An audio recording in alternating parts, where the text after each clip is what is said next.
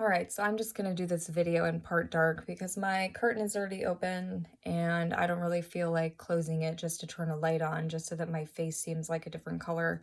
So I want to do a video about healing and my journey with healing because I think that in the beginning of this, I got caught up in sharing only the positive, and I'm hashtagging all of the things that were going on for me and that I needed help with, but I wasn't always expressing it without art, music, and dance and singing. Um, and so it was so focused on the positive and my healing that I got lost in the idea that I could heal. And I didn't really want to speak out about anything because I just wanted to heal. I wanted to focus inward and I had a lot going on. And I only shared with the people that it could have put in harm's way. So the people I worked with, anybody else that I came into contact with in that way, which was very few people in that time. And I think it's important for me to share what I was doing to heal. And the reason that I'm speaking out so much now and that I wanted doctors to do the right thing is because, yeah, a bunch of people messed up and didn't do the right thing or take this seriously, but we could help billions of people because if early enough they know these things, then they have a chance to actually heal. Because if I remove all of the awful things that happened after this awful thing happened, then there could actually be an approach that could help people heal from a spinal cord injury, or at least get to a place where they can live the best version of life possible. So that's kind of the motivation. But in the beginning, I was too busy thinking about my own healing and trying to heal, but I wasn't healing. So that's something really important to note is I was going into autonomic dysreflexia when I was trying to work and trying to do all of the things that I needed to stay ambulatory and to stay healing. So I was trying to do all of these things with a really major injury, which was causing me to die or lose consciousness or leave my body from something that's very, very, very scary. Now, all of these times that I left my body are going to have an effect on the body that I have, my organs. And I'm trying really hard to regenerate them and to think positively about being able to regenerate because there are species on our planets, like birds, who are able to completely regenerate their inner organs. So I focus a lot on that idea instead of the idea that they're going to fail.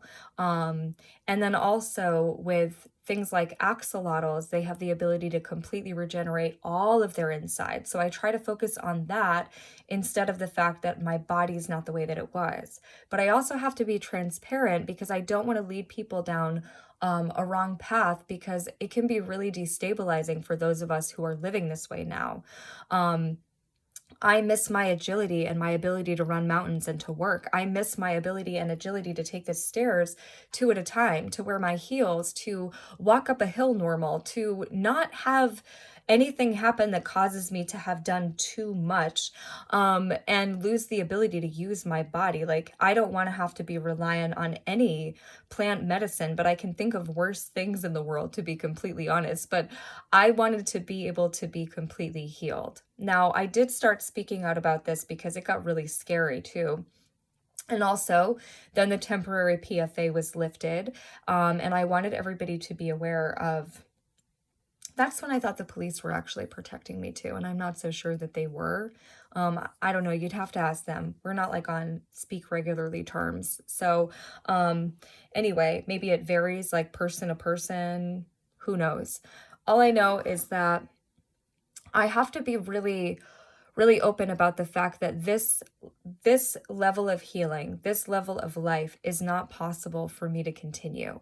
So, yeah, it seems like right now I'm doing okay, but that's because I literally only stay home unless I'm doing random laundry, which I do most of it in the sink because it's easier than trying to get downstairs and to a laundromat, especially because I don't have a car that's working. And even then, it was too much for my body. I just didn't have a choice. Like, no one was gonna pop from the sky and do all these things for me. You know, I tried to get help a lot of different times from a lot of different people, and nobody seemed to take this seriously. Although it is my understanding that people did exploit me in this time. So their exploitment literally proves what I'm saying is true. And so in a way that's good, you know, like, oh wow, look, she was 100 pounds. Oh, look, she did walk like a T-Rex or a sloth or crawl or fall down or have weird spasms or drop lots of things now all of a sudden, or not wear her high heels or this or that, or have speech that was different or hold food differently. Like all of those things that were exploited about me, just back up what I'm saying to be true. And it's important only because nobody took this seriously enough to listen to what I was saying. And so all of the steps that were taken, I wanted people to fix them so that we could help billions of people, because it's not about how they maybe didn't do the right things.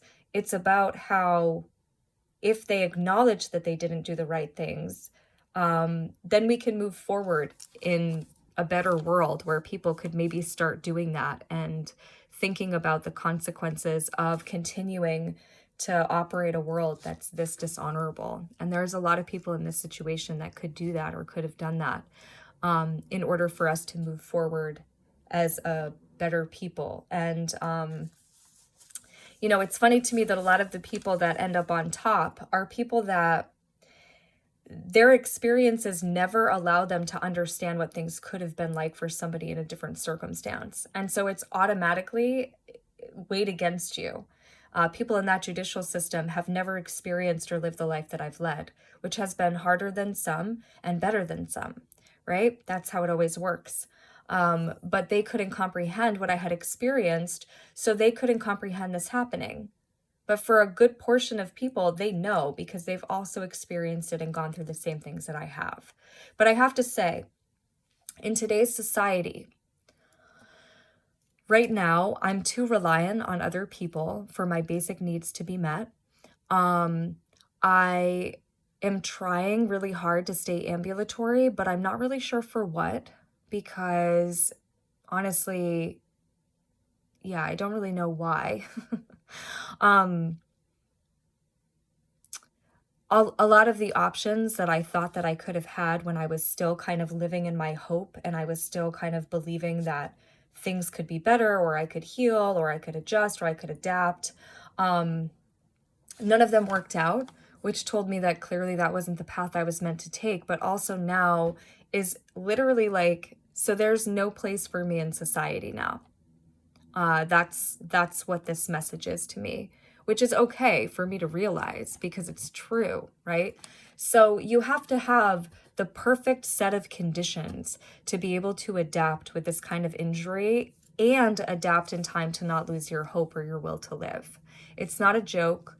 If you haven't Googled autonomic dysreflexia yet and you've been watching my videos, you really should, because it will allow you to understand this a little bit better.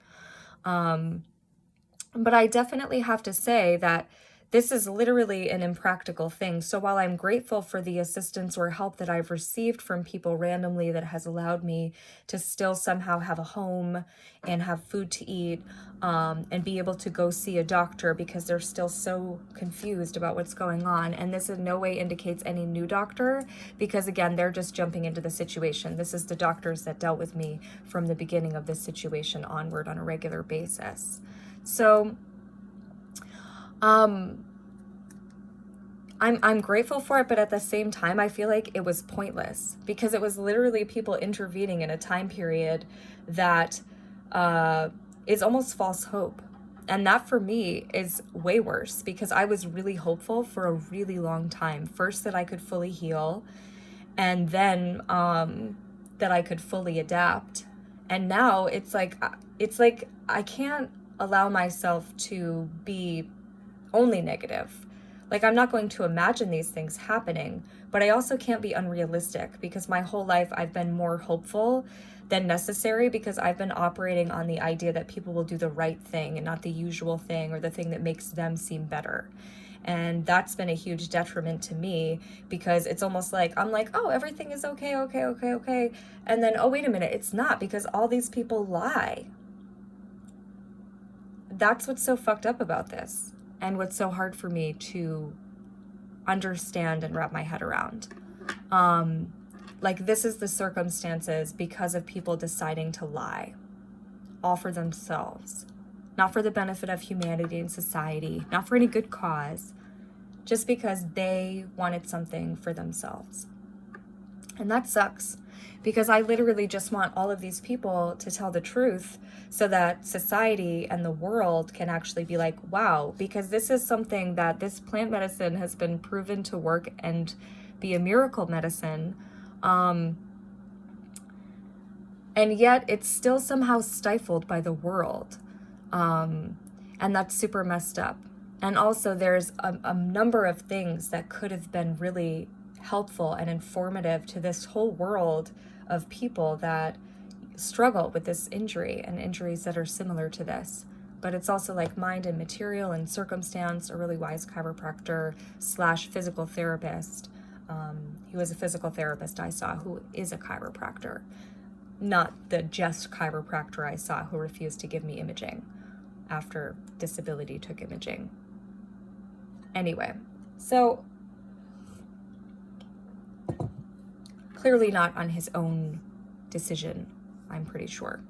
But who knows, right? Algorithms.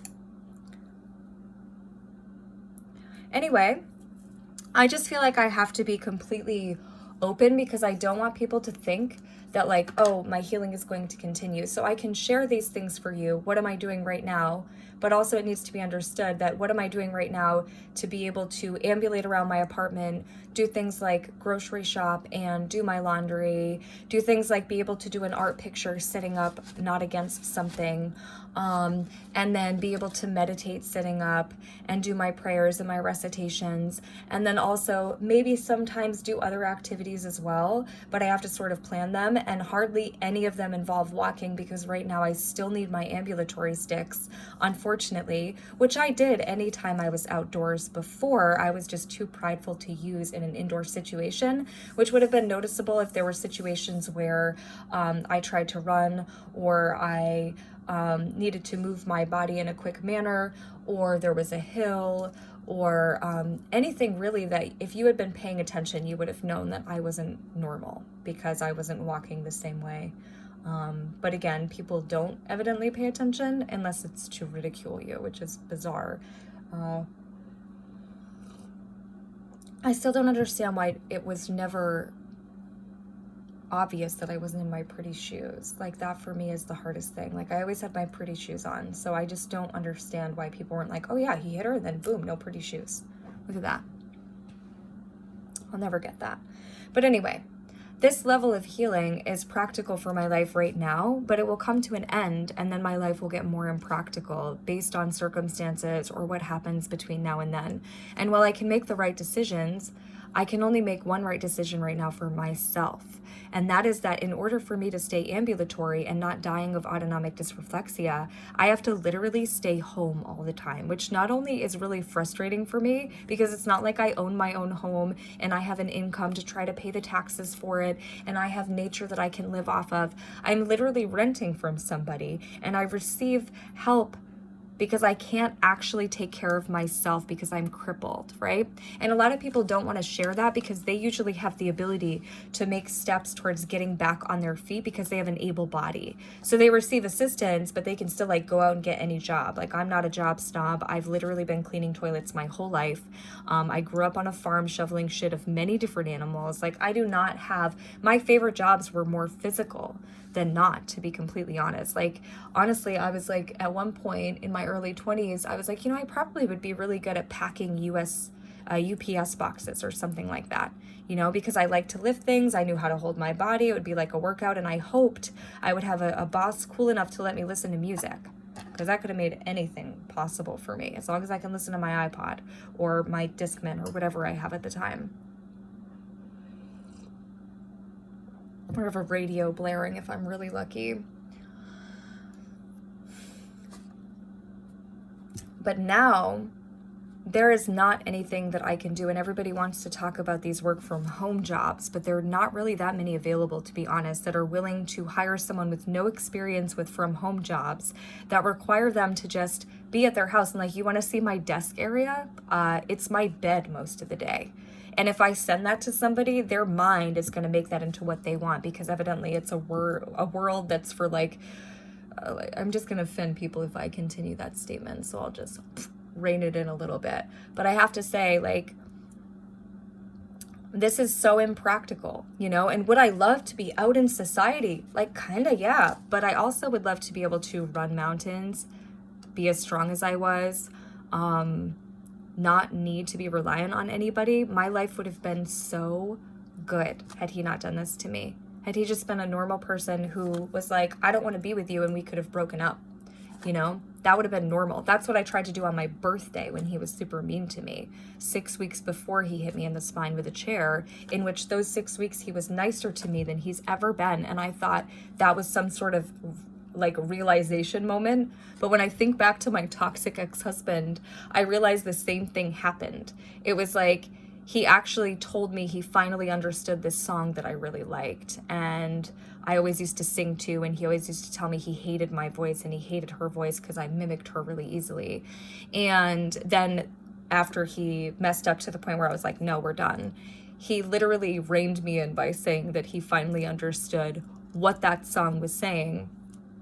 And I stayed longer only to have the same outcome. So it's sort of like, I mean, he didn't cripple me physically, at least. So when I left him, at least I could, like, you know, move forward in my life and get multiple jobs and get back on my feet. It wasn't easy, but I did it. And I would have been happy to do that again in my 30s. No fucking problem. Because even with 3 shoulder surgeries, which this bicep tendon fucking hurt, I had my legs and my lower body. That would have been great.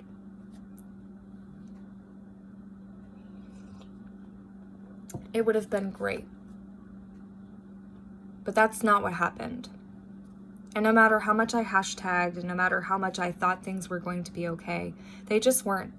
And right now, while I can be thankful that I have a place to live and food to eat, I honestly would rather not be here anymore. And it's not scary or bad or sad. It's not suicidal. It's not depressing. It's not depression. It's that I understand the reality of this life and the reality of this existence and the reality of this earth and the reality of my body and my circumstances and the reality of the fact that I've been dead and I know what that's like. That doesn't mean you should go kill yourselves, because you can find a lot of beautiful things and moments in life all of the time. If I could still run my mountains and be near my oceans and do all of the things that I wanted, then I would be happy right now. That's part of what made me happy. That's why I wanted my land and my healing center that was self-sustainable, so that I was completely unreliant on society, so that I could have my jobs that made me a little bit of money and then have my healing center and the right people would show up. And when I had enough money to travel, I could travel. And if I didn't have enough money to travel, I could be in my healing center and everything would have flowed well. And this is what I envisioned as right for me. And I would have been happy, more than happy, to work my way from the bottom to that, no matter how long it took until I could have had that as my dream and reality.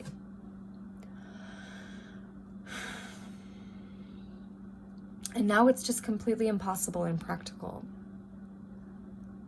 And that's not depressing. And that's not me being negative. That's me being really realistic. And when able-bodied people say things like, oh, you just have to change your circumstances and don't give up and you'll find your will to live again and, you know, everything's going to work out and, oh, you know, you don't know that. It's like, actually, at this point, I do. And it's unhealthy for everybody to continue acting like that's not the truth, because I am the most like positive and naive out of everybody and the most hopeful. And so for a very long time, I fully believed that I could heal, and I had so much hope that everything would be okay. And I didn't give up. I was like, I'm going to learn how to do a backflip. I'm going to do all these things that I probably wouldn't have made such a focus if this hadn't happened to me.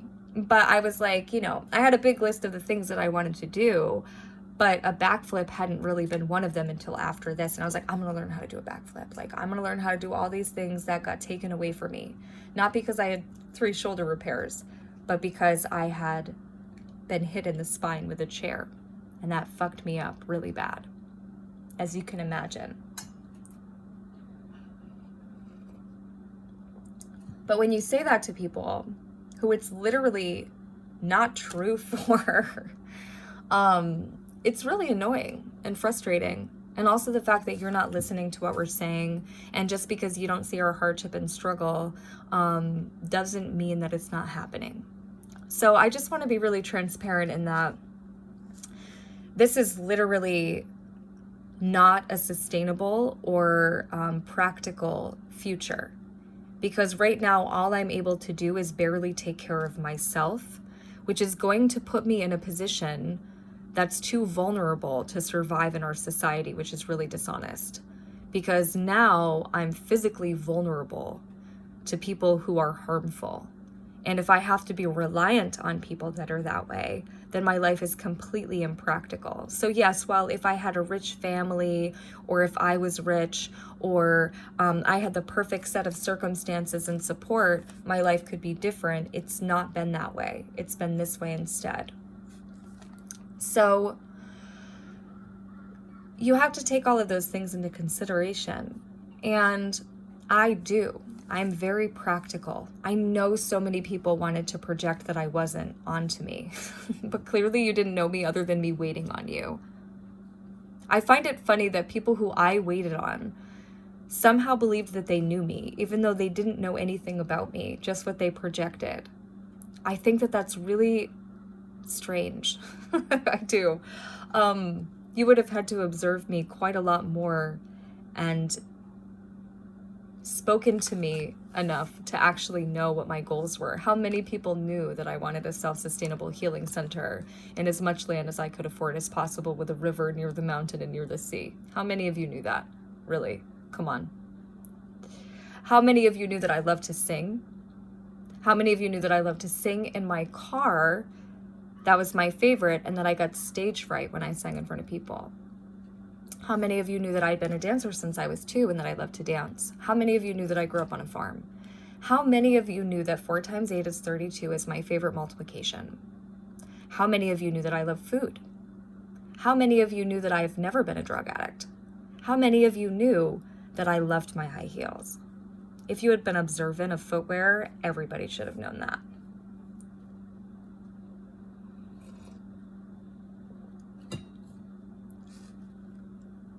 How many of you knew that I quit drinking by my early 20s and that I made a list of the things that I wanted to accomplish by 30 and then did?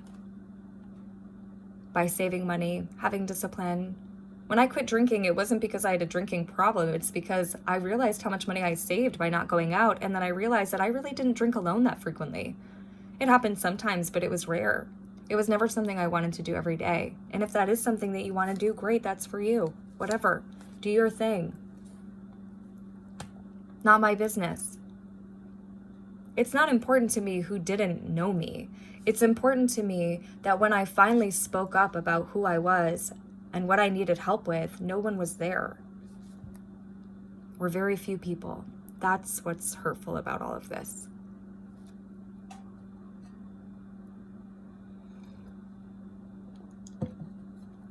And just because I didn't speak out about a lot of things that happened to me in my past, because I was in no position to do that, as somebody on the bottom who didn't come from an important enough family and who got placed in a lot of bad situations by people who had more power than me. Just because I didn't speak up then, you have to understand that in order to change, people have to speak up and we have to listen to what they're saying.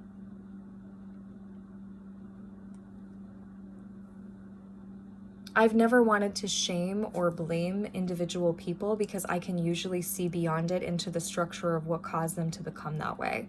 Like, oh, I can see why all of these things happened and why you became this way. It's clarifying for me. Very rarely do I not understand something.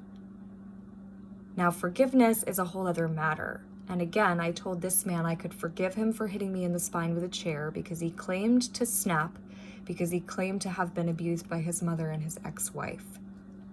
And I could forgive him for that. But I could not forgive him for slamming the door once he saw my body losing consciousness on the floor.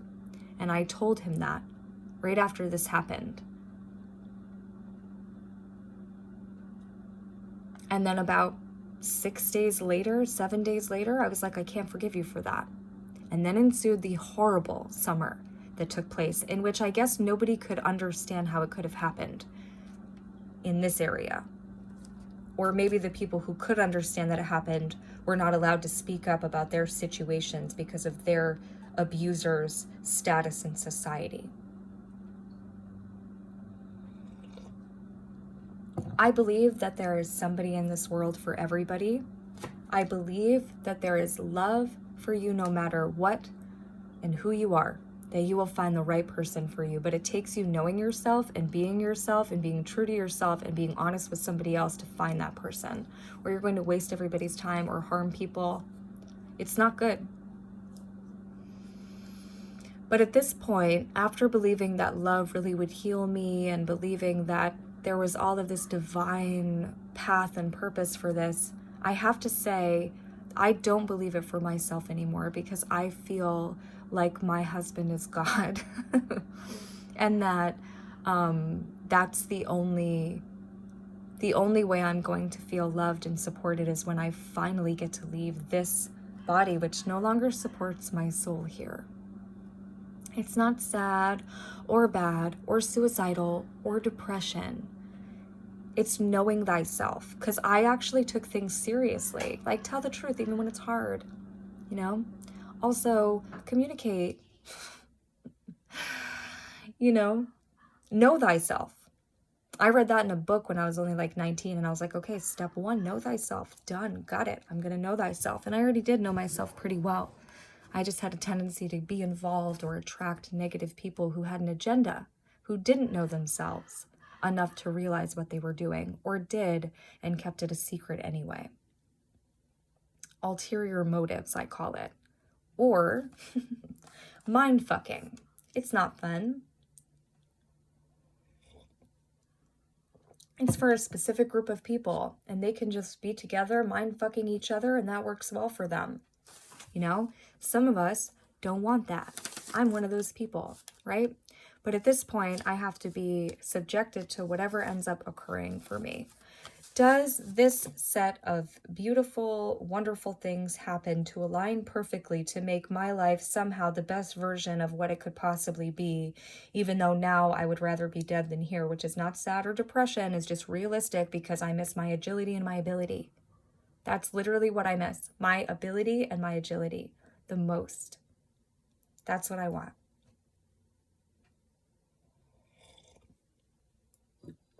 My strength, being as strong as any man. I loved that. I loved being fast. Running is a very handy tool, and I was good at it. I could run fast. You know, you can run to hide if shit's fucked up. You can run to save somebody. I thought about all the things you could do with running. You can run if you're angry. You can run if you're sad. You can run in any mood, and you always will feel better afterwards. You know, you'll feel alive. And now I can't do that. And no, I don't want to wheel.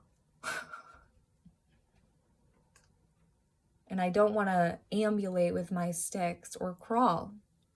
That's what I have to do now. But I miss running. Being on my feet from the time I woke up until I went to bed. And if I did get used to sitting down to eat, or sitting down to read, or sitting down to write, still always getting up and having the ability to be incredibly quick. Stairs 2 at a time. And not because I'm ambulating, but because I'm actually walking how I walk. This isn't meant to be sad, but it is meant to show people the reality, which is that in this system, this is impractical for me to move forward.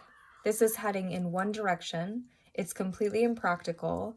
And it's not going to be fulfilling. No matter how many things happen in my life, there is always going to be in the back of my mind, I wish I had just left him on my birthday. Or sooner than that, ideally.